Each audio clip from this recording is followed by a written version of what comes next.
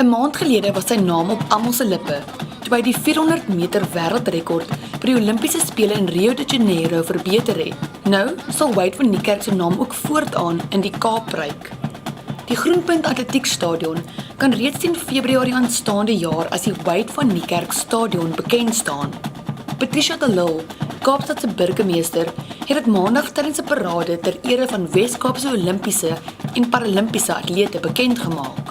Yeah, funny enough, my first ever international meeting that I got to watch as a youngster was right here at Greenpoint Stadium. So it's really been an amazing honor being able to accept the fact that it's being named after me, and I'm so grateful to everyone that's put in the contributions to name the stadium after me. But on that, it represents way more than just myself. This is my whole family's legacy, my whole country's legacy that I'm representing right now, and it's a real honor.